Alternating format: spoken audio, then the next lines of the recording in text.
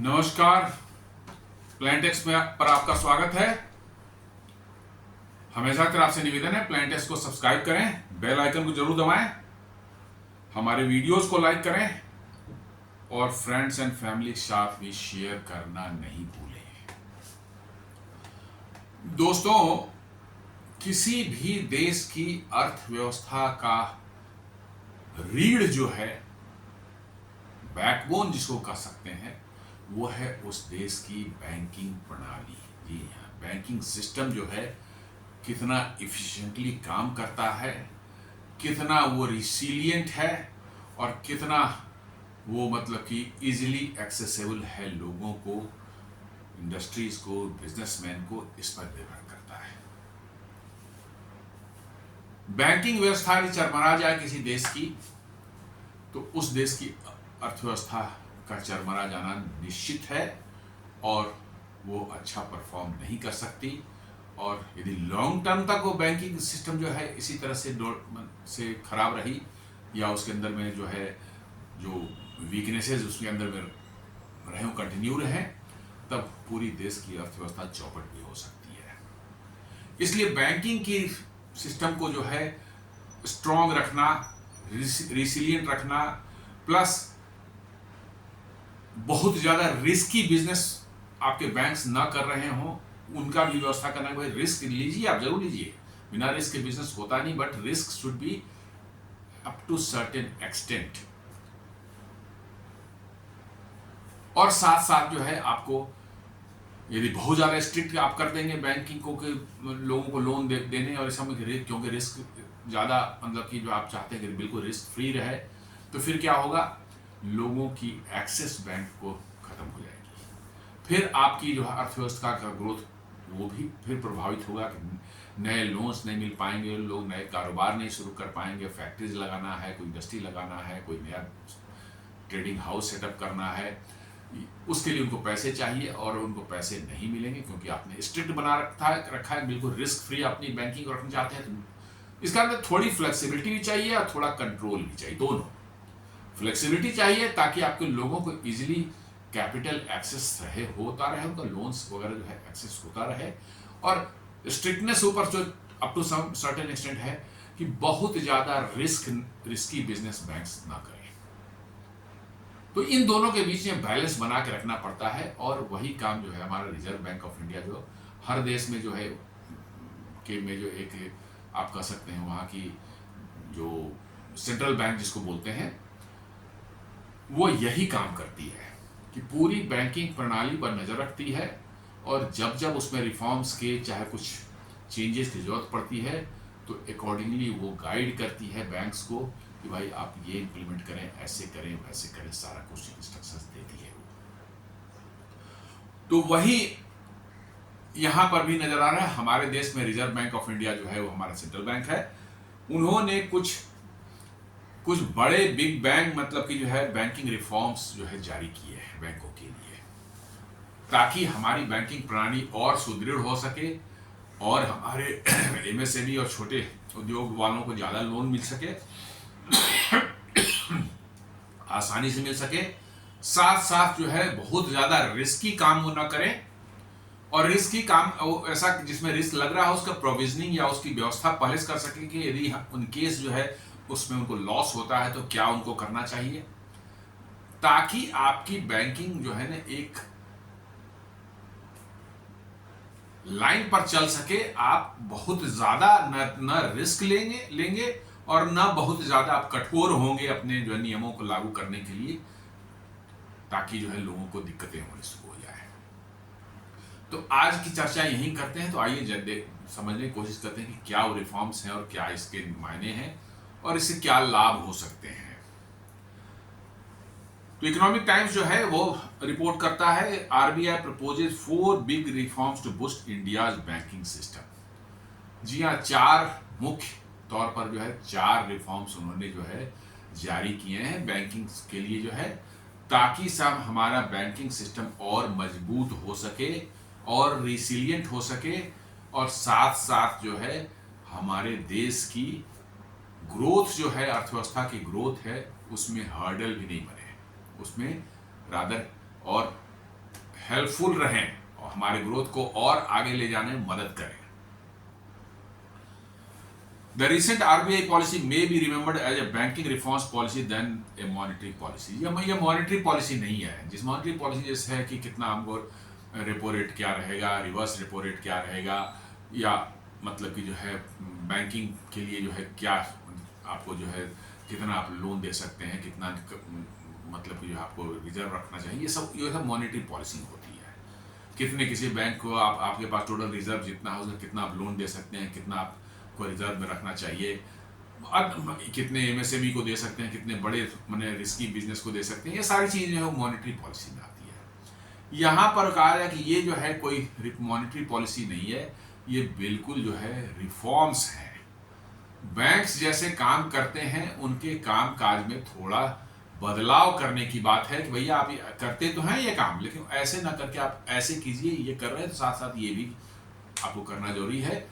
ये आप साथ इसको इस तरह से करेंगे तो आपका रिस्क कम होगा, हमारे देश की ग्रोथ बढ़ेगी और लोगों को आसानी होगी अपनी बैंकिंग को एक्सेस करने में जो है। RBI has proposed 4 major reforms aimed at making India's banking system more resilient, competitive and aligned with global best practices। ये चारों जो रिफॉर्म्स दिए गए हैं वो इसलिए है कि हमारे बैंक्स जो हैं ज़्यादा रेसिलिएंट हो, ज़्यादा कॉम्पिटिटिव हो और ग्लोबल फाइनेंशियल स्टैंडर्ड्स जो हैं उनके उससे अलाइन हो सके, मतलब उनको फॉलो करें। क्योंकि अल्टीमेटली आपकी बैंकिंग व्यवस्था कहीं ना कहीं तो ग्लोबल रूप से जुड़ी तो रहती है। आप यदि ग्लोबल स्टैंडर्ड्स को फॉलो कर रहे हैं तो ये आसान हो जाता है दुनिया के बैंकिंग व्यवस्था से आपका कारोबार करना। रेपो रेट को उन्होंने चेंज नहीं किया है। जो रेपो रेट नॉर्मली जो है इंटरेस्ट रेट जो है, जो आप बैंक से लोन लेते हैं तो क्या इंटरेस्ट रेट आपको लगता है, तो इसको इन्होंने जो है 5.5% पर, पहले 6.5% था, घटाकर दो बार में घटाकर ये लाया गया 5.5%। उनको उन्होंने अनचेंज्ड रखा है। उनका मानना है कि ये ठीक है एट प्रेजेंट जो है, क्योंकि अभी जो है हमारा इन्फ्लेशन भी जो है वो आ गया है करीब करीब 2.9% पर जो है, 3% से नीचे आ चुका है। तो इनका कहना है कि मानना है कि नहीं, अभी जो रेपो रेट्स ठीक है, कोई इसमें ज़्यादा बदलाव करने की जरूरत नहीं है। कुछ बैंकों की काम काज की प्रक्रिया जो उनकी है उसमें कुछ चेंजेस उन्होंने किए हैं। This was widely expected because inflation was already under control and RBI prefer to pause the assess the impact of earlier cuts. जी हाँ, वो जो 5.5 जो उन्होंने रखा है उसको जो है लोग उम्मीद कर रहे कि इसमें चेंज नहीं आएगा, क्योंकि पहले जो कट उन्होंने किए थे उसका क्या प्रभाव इकोनॉमी पर पड़ता है थोड़ा सा कुछ समय तक जो है उसको देखने के बाद ही जो पता चलता है। तो अब वो देख रहे हैं, मॉनिटर कर रहे हैं कि पिछला बार जो कट किया था उसका एक्चुअल में क्या इम्पैक्ट पड़ा है हमारी इकोनॉमी पर, उसके बाद फर्दर डिसीजन लिया जाएगा। सो अभी फिलहाल वही ठीक है। RBI ने GDP फॉरकास्ट को भी जो है उन्होंने कहा है कि भैया पहले जो है 6.5% हमारा हुआ करता था, उन्होंने 6.5% प्रोजेक्ट किया हुआ था खुद से, अब उन्होंने उसको बढ़ाकर 6.8% कर दिया है इस साल के 25-26 के लिए जो है। उसी तरह से जो है हमारा जो है इन्फ्लेशन कंज्यूमर पॉइंट इंडेक्स पर जो है CPI बेस्ड जो है हमारा इन्फ्लेशन जो कि आम आदमी के लिए मीनिंगफुल है, वो है 2.6% अभी है, जो कि 3.1% से उन्होंने कम करके ये उनका ये है फोरकास्ट है। अभी हमारा 2.9 के आसपास में मैंने हमारा इन्फ्लेशन एक्चुअल है। उनका फोरकास्ट है कि जो है 2026 तक जो है 2.6% तक जा सकता है, जो कि ठीक है। 2 से 4% का बैंड जो है RBI तो कहती है कि हम इसी के इन्फ्लेशन के बीच में रहे, तो there is nothing to panic. तो मोर और लेस वो जो इकोनॉमी की पिक्चर जो पेंट कर रहे हैं, इट लुक्स लाइक कि RBI सेटिस्फाइड है, इकोनॉमी सही डायरेक्शन में जा रही है।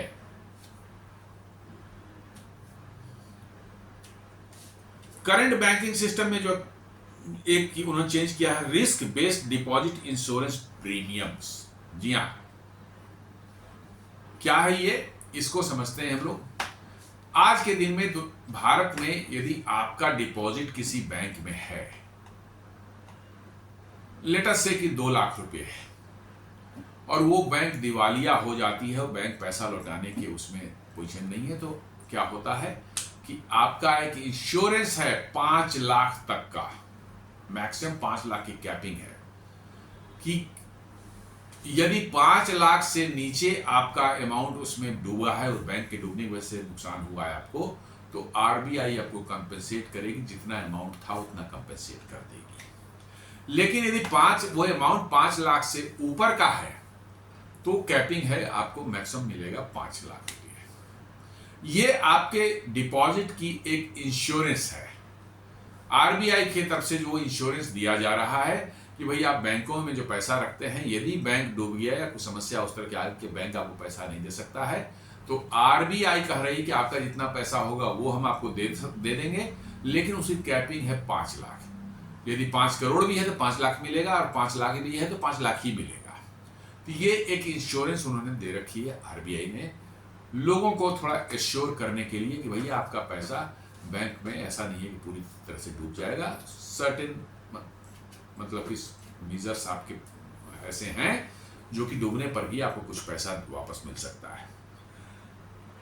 तो ये अभी करंट सिस्टम में जो है क्या हो कि हर बैंक में जैसे आप पैसा जमा करते हैं, आप डिपॉजिट, जितनी डिपॉजिट होती है आपकी जो है उस पर वो बैंक जो है ना उसको इंश्योरेंस के फॉर्म में जो है आपको नहीं देना पड़ता, लेकिन वो बैंक जो है उसका कुछ पैसा देती है उसको, आरबीआई को, उस आपके पैसे को, डिपॉजिट को इंश्योर करने के लिए।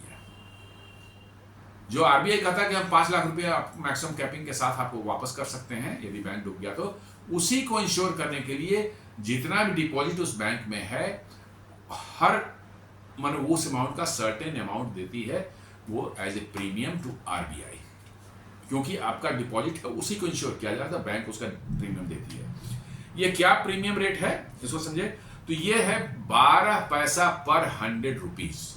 यदि 100 रुपये आपने जमा कर रखे हैं अपने अकाउंट में, तो उसमें 12 पैसा उसके लिए प्रीमियम देना पड़ेगा उस बैंक को, आरबीआई को, ताकि आपका पैसा, आपका जो है रुपया जो है 100 रुपया जो है वो इंश्योर्ड हो सके। यदि वो बैंक डूब गई तो आपका आरबीआई जो है आपको 100 रुपये जो है वापस कर देगा। तो 12 पैसा ये फिक्स था, सभी बैंकों के लिए फिक्स था कि एकदम फिक्स्ड आपका है कि साहब हमने 12 पैसा दे करके आपके डिपॉजिट को इंश्योर कर लिया है, और ये मैंडेटरी, कोई बैंक भारत में हो आरबीआई को देगा ही देगा। अब ये कहता है कि ये फ्लैट रेट था एक, जी हाँ, फ्लैट रेट का मतलब है कि हर बैंक को पर यही रेट अप्लाई होता है, 12 पैसे ही। वो बैंक जो है बहुत रिस्की है, बहुत स्ट्रांग बैंक नहीं है। जैसे यस बैंक को देखते हैं, बार बार यस बैंक बोले, यस बैंक जो है कितनी बार उस पर जो है समस्या आई है और कितनी बार वो डूबते डूबते बचा है, अभी भी उसका वही लड़खड़ा रहा है, रिस्की बैंक है। वो भी 12% पैसे देते हैं, और एसबीआई और पीएनबी जैसे स्टेबल बैंक है वो भी 12% देते हैं। तो आप प्रीमियम कभी भी इंश्योरेंस का जो होता है आप देख लीजिए, जो रिस्की ज्यादा होता है वहां प्रीमियम ज्यादा लगता है। जो कम रिस्की, जैसे आप हेल्थ इंश्योरेंस लेते हैं, यदि आपकी उम्र ज्यादा है तो आपको प्रीमियम ज्यादा लगता है। क्यों? क्योंकि उम्र ज्यादा है आपकी, तो आपको बीमारियां होने की, बीमार पड़ने की संभावना ज्यादा है, और इसलिए आपको प्रीमियम भी बहुत हाई चार्ज किया जाता है। वही 20-22 साल का लड़का है, यंग एज में बिल्कुल है, उसको कोई चांसेस है कि अभी बहुत जल्दी उसको बीमारी नहीं होगी, बीमार नहीं पड़ेगा, हेल्दी रहेगा वो, चूंकि उसकी उम्र कम है, उसके हेल्थ की प्रीमियम जो है, हेल्थ इंश्योरेंस प्रीमियम कम लगती है।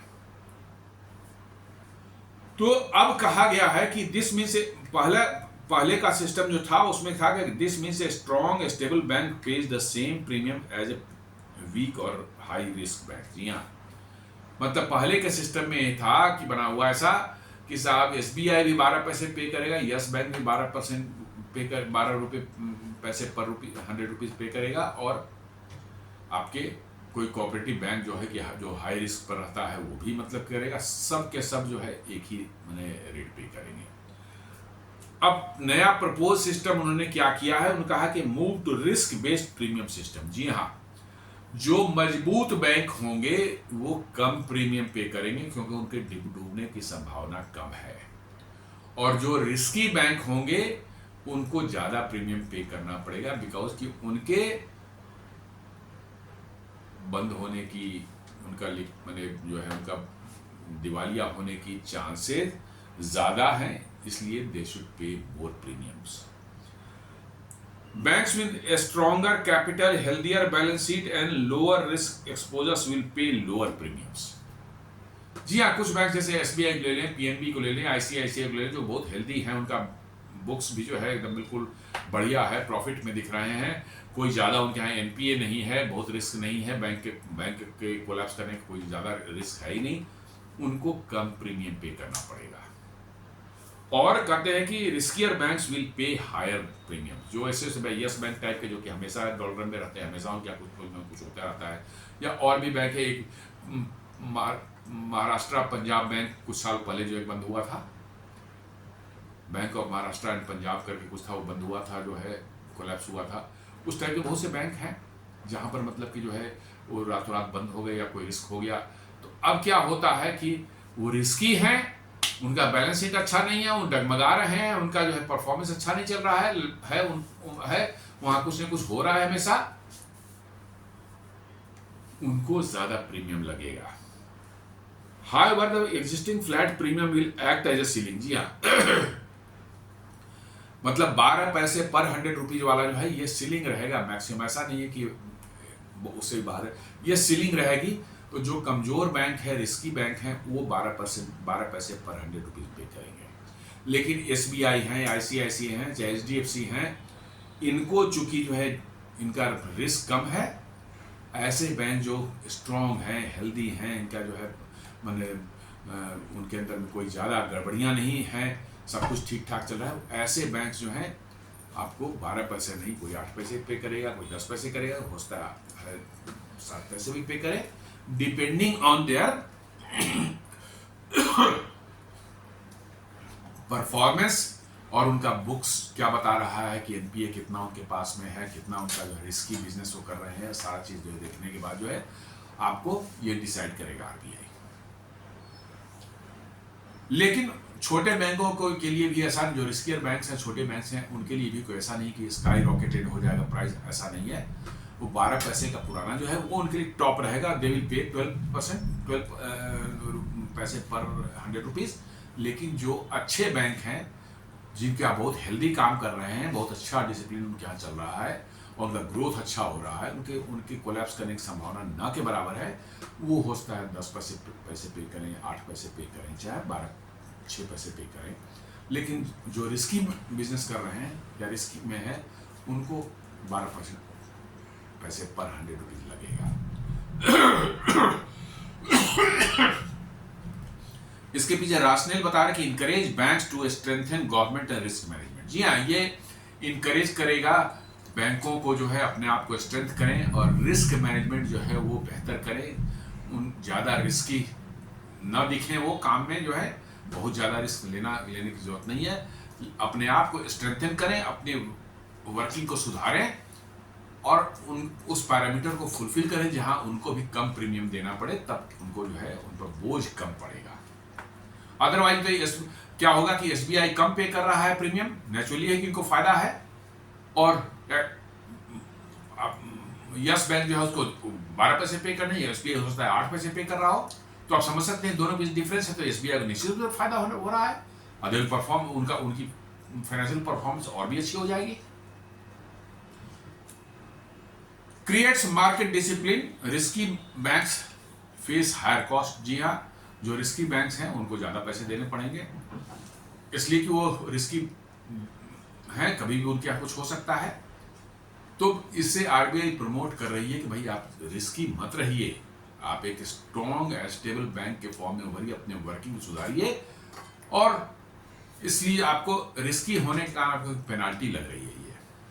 Alliance with global practices, many countries already use risk-based insurance। जी हाँ, दुनिया में ऐसे ही हो रहा है, ज़्यादातर देशों में ऐसे ही हो रहा है कि रिस्क जहाँ पर है उस तरह से इंश्योरेंस भी वैसे ही प्रीमियम उसकी लगती है। इम्प्लीकेशंस में देखें, strong banks benefit, lower cost, higher profitability. जी हाँ, स्ट्रॉन्ग बैंक्स जो होंगे उनको लोअर कॉस्ट पड़ेगा और उनको प्रॉफिटेबिलिटी बढ़ जाएगी।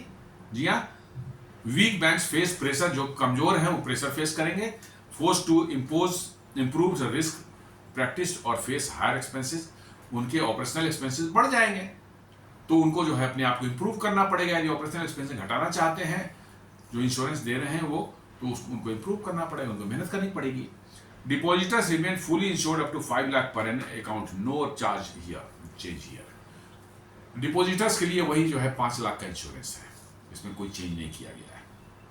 तो ये एक मेजर मैंने रिफॉर्म है। दूसरा है expected credit loss framework for provisioning. जी हाँ, अभी तक जो होता था क्या कि बैंक ने आपको किसी मालिक 100 करोड़ लोन दिया और वो 50-60 करोड़ तक लोन मैंने उसने चुकाया, उसके बाद वो डिफॉल्ट कर गया। वो फर्म जिसने लोन लिया था। अब वो डिफॉल्ट कर दिया, मान ली कि 40 करोड़ या 20 करोड़ रुपये डिफॉल्ट कर गया। अब उसके बाद बैंक जो है उसके लिए कैसे उसको प्रोविजन करने शुरू करती है, डिफॉल्ट होने के बाद प्रोविजन शुरू करती है कि अभी 20 करोड़ आ गया, एनपीए हो गया है 20 करोड़ हमारा, तो उस 20 करोड़ को जो है हम कैसे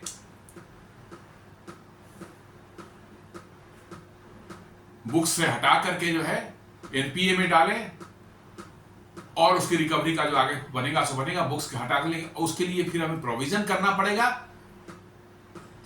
कि भाई मैंने ये हमारा इतना लॉस हुआ है तो उसको कैसे कंपेंसेट करें हम, ताकि बुक्स में हमें दिखे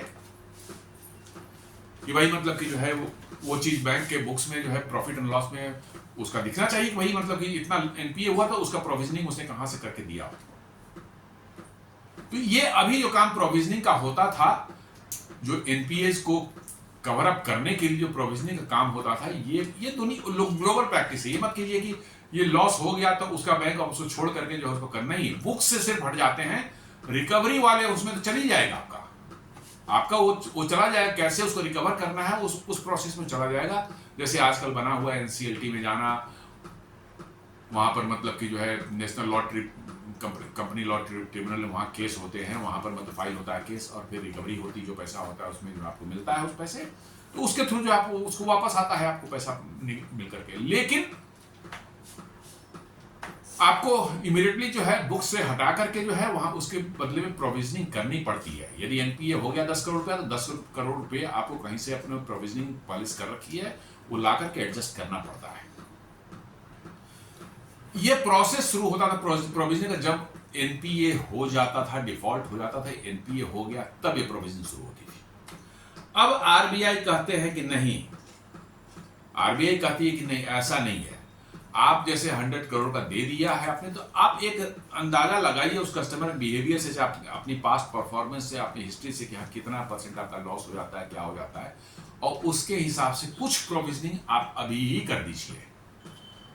जैसे आपका 100 करोड़ है, आपका है भाई हमारा 80% तो आ जाता है, 20% हमारा लॉस हो जाता है, तो आप उसके लिए 2-4 करोड़ 5 करोड़ पैसा अभी से प्रोविजन कर दीजिए। क्या होता है, 5 करोड़ हमने अभी डाल दिया है, 5 करोड़ अगले साल भी अपने प्रॉफिट्स में से निकाल कर 5 करोड़ हमने अभी इसको प्रोविजनिंग के लिए रख दिया है, अगले साल फिर 5 करोड़ और रख दूंगा, ताकि यदि इन केस हमारा वो फेल हो, एनपीए मैंने आपका वो लोन फेल होता है, एनपीए हो जाता है, तो आपके पास प्रोविजनिंग का पैसे हैं, उसे तुरंत आपको कंपेंसेट करके उसको बुक से बाहर करके रिकवरी में आप जरूर डाल सकते हैं उधर, लेकिन बुक्स को क्लीन करने के लिए आपको चाहिए ही चाहिए वो प्रोविजनिंग जो है।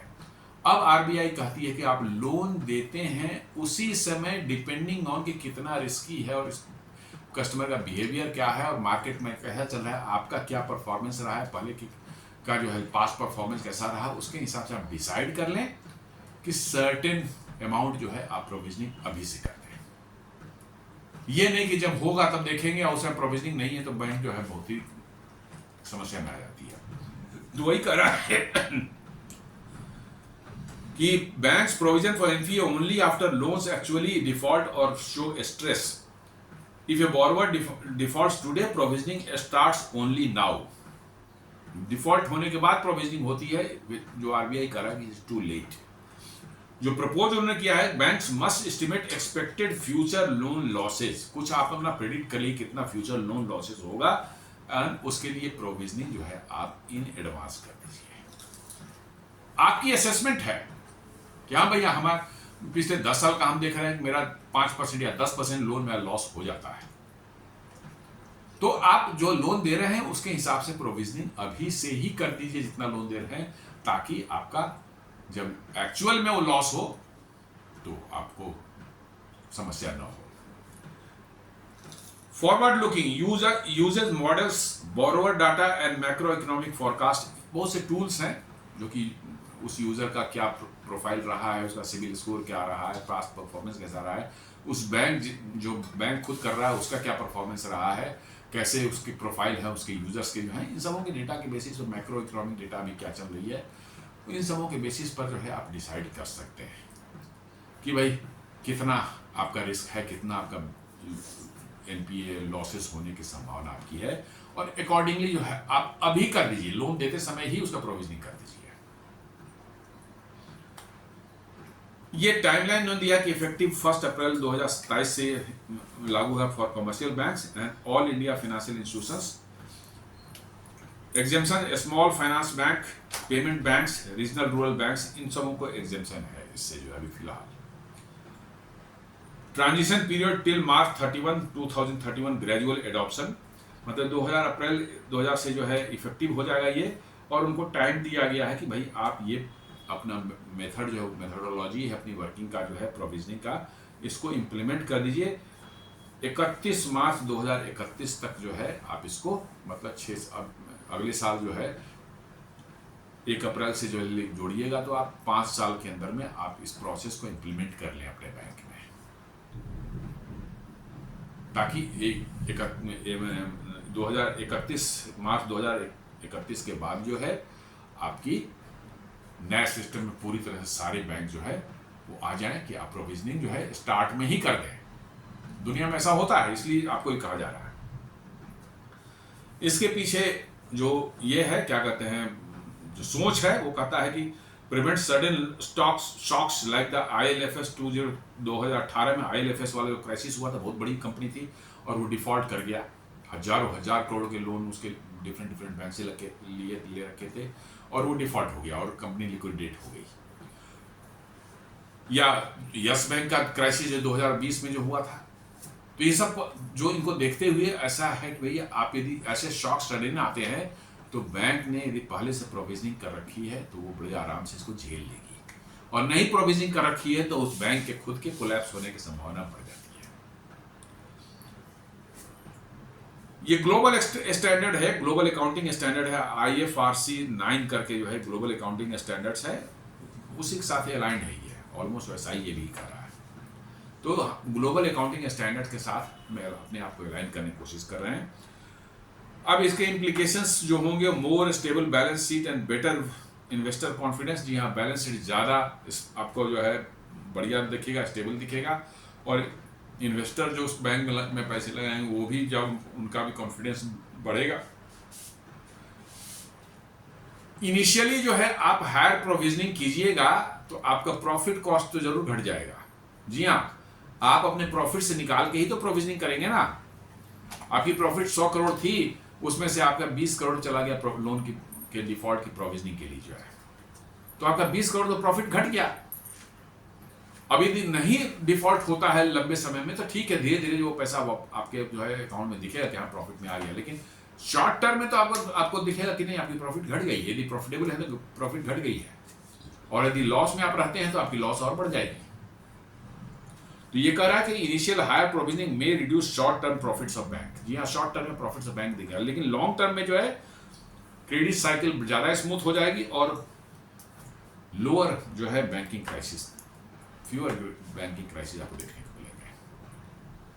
मतलब कि आपने इसको इन शॉर्ट ऐसे कह सकते हैं कि आपने कुछ काम किया, आपको खतरे कुछ लग रहे हैं, उस खतरे से बचने के लिए आपने अभी कोई व्यवस्था कर ली।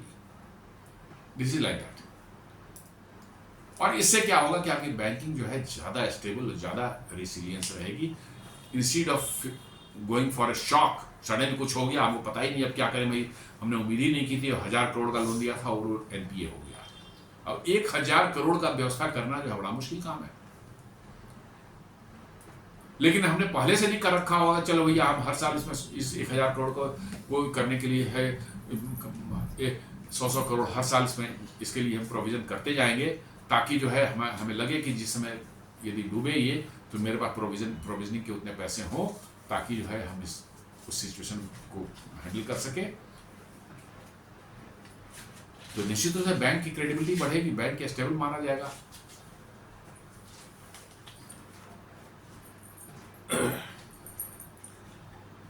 उसके बाद तीसरा जो उन्होंने किया है, revised Basel 3 capital norms with lower capital for select segment. जी हाँ, एक नॉर्म्स है, बेसल 3 कैपिटल नॉर्म्स है, ये भी इंटरनेशनल कोई है, उसी को यहां फॉलो किया जा रहा है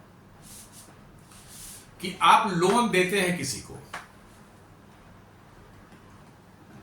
लोन आप देते हैं किसी को, तो लोन कहां देते हैं? जो पब्लिक की डिपॉजिट आपके पास में है उसी से पैसे से लोन देते हैं। बट वो पैसा अल्टीमेटली बैंक का तो नहीं है, वो पब्लिक का है।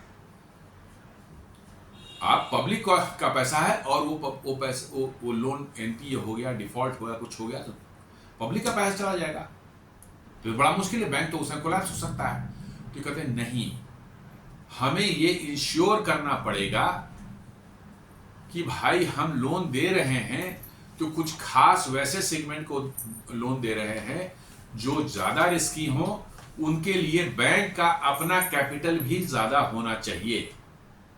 फॉर एग्जाम्पल ले लीजिए कि 100 करोड़ मतलब कि बैंक कोई लोन दे रहा है, तो जस्ट एग्जाम्पल है, इसको अदरवाइज नहीं लीजिएगा। 100 करोड़ बैंक को एग्जाम्पल दे रहा है, तो कम से कम उस बैंक का अपना ओन कैपिटल भी 20 करोड़ का होना चाहिए। नहीं तो मालूम हुआ कि हम कुछ नहीं, हम नंगे हैं और हम 100 करोड़ का लोन दे रहे हैं बैंक। नहीं, बैंक का अपना कैपिटल भी जो है 20-25 करोड़ 50 करोड़ जो भी है, जो नॉर्म्स फिक्स किए जाएंगे कि उसका होना ही चाहिए, तभी वो दे सकता है। मतलब कि आप कोई बैंक जो 10,000 करोड़ का लोन दे रहा है डिफरेंट लोगों को, तो उसकी ओन कैपिटल भी 5,000 करोड़ की होनी चाहिए, 4,000 करोड़ की होनी चाहिए, ताकि ये पता चले कि हाँ इतना लोन बांट रहा है तो उसका स्ट्रेंथ है उसके अंदर में।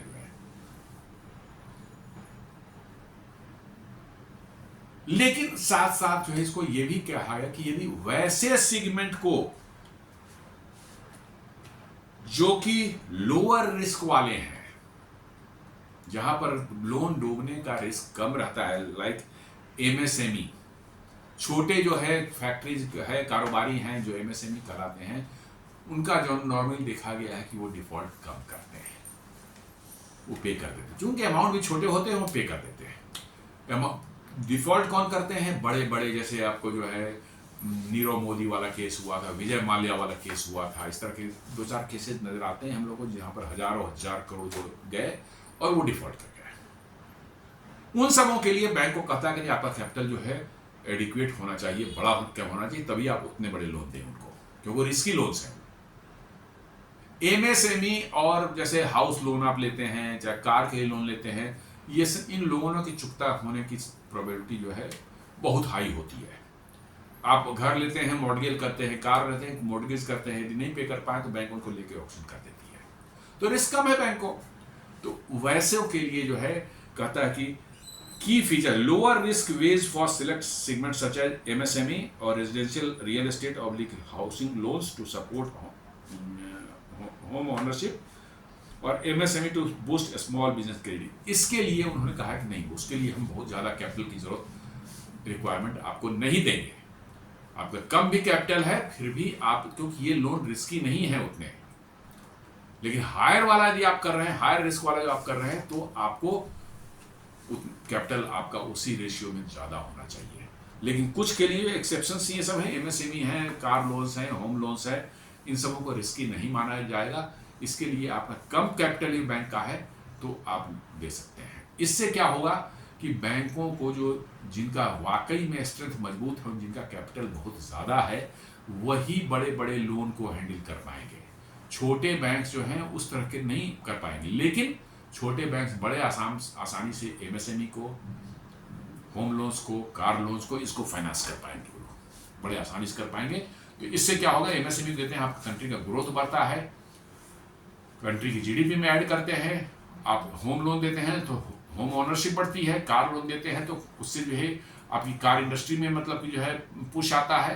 तो ये सब कंट्री के जीडीपी को बढ़ाते हैं। इसको रिस्ट्रिक्ट नहीं किया गया है कि बहुत ज़्यादा कैपिटल हो तभी आप बड़े लोन्स दे सकते हैं, नहीं। तो इसलिए वेटेज किया गया कि लो रिस्क लोन में आपका लो कैपिटल से भी काम चल जाएगा। लेकिन हाई रिस्क वाला भी आप जा रहे हैं तो आपको जो है कैपिटल आपके पास उतना होना चाहिए बैंक का। कितना होगा वो नॉर्म्स अभी उन्होंने डिसाइड करके दिया नहीं है। बनेगा कि भैया इतना तक लोन दे सकते हैं तो आपके पास कैपिटल 10,000 का लोन दे रहे हैं तो कम से कम 5,000 का कैपिटल आपका होना चाहिए, लाइक दैट ऐसे कुछ बनाएंगे। अभी वो सब मतलब कि जो है पैरामीटर्स जो अभी निकल करके नहीं आए। इसके पीछे क्या मैंने सोच ये है कि क्रेडिट जो है ऑलवेज जो है रिस्क लेवल से आप जोड़ के देखिए। आप जो काम कर रहे हैं, क्रेडिट दे रहे हैं, तो कितना रिस्की है उससे आप डिफाइन कीजिए भैया ये हमारा बैंक कर सकता है या नहीं कर सकता है। छोटा बैंक जिसके पास ज्यादा मतलब कि जो है इन चीजों को हैंडल करने की ताकत नहीं है, वो बहुत बड़ा लोन किसी को दे दे तो फिर गड़बड़ हो जाएगी।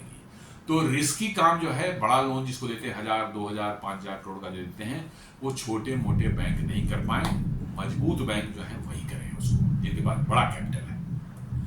Encourage banks to lend more to priority growth sector like MSME in housing, और साथ साथ जो है जो छोटे काम के लिए MSME, house loans, car loans के लिए जो ये इसका जो है लिमिट कम रखा गया है कि भाई कैपिटल बहुत कम पर भी आप कर सकते हैं। वो इसलिए कि भैया आप एमएसएमई को बूस्ट कर सकें, आप हाउसिंग को सेक्टर को बूस्ट कर सकें, आप कार परचेज वगैरह होता है उसको बूस्ट कर सकें, ताकि देश की इकोनॉमी बढ़े। और इसके इम्प्लीकेशंस क्या है? एमएसएमई इन हाउस बायर्स में गेट चीपर लोन्स। जी हाँ, उनको जो है चीपर लोन्स मिल सकता है। बैंक्स रिक्वायर लेस कैपिटल पर loan in these segments, more lending capacity. मतलब कि बैंक्स को जो है दिखाना पड़ा कि हर लोन के साथ कि हमारा कैपिटल इतना है हमारे पास में, तभी हम इतना लोन दे सकते हैं। उसके हिसाब से मतलब उनको दिखा था हर लोन के साथ उनको करना पड़ेगा हमारे पास इसके लिए एडिक्वेट कैपिटल हमारा है कि नहीं है। तो छोटे लोन के लिए जो है एमएसएमई सबके लिए जो है वो कम रखा गया है। तो आपको इसके लिए बैंक्स को जो है कैपिटल भी अपना कम रखना पड़ेगा। बहुत कम कैपिटल वाले बैंक भी जो है एमएसएमई को लोन दे सकेंगे, आपको जो है हाउसिंग लोन दे सकेंगे। But careful supervision is needed to avoid asset bubbles in housing और ओवर लिवरेजिंग एमएसएमई। लेकिन हम वही कहते हैं कि किसी चीज को भी आप छोड़ नहीं दे सकते, नजर तो बना के रखनी पड़ेगी पूरे सिस्टम पर कैसा चल रहा है, तभी वो चलेगा। क्योंकि छोड़ दिया जाए तो एक बबल बन जाता है, तो जो है वो कभी न कभी वो बस्ट करता है।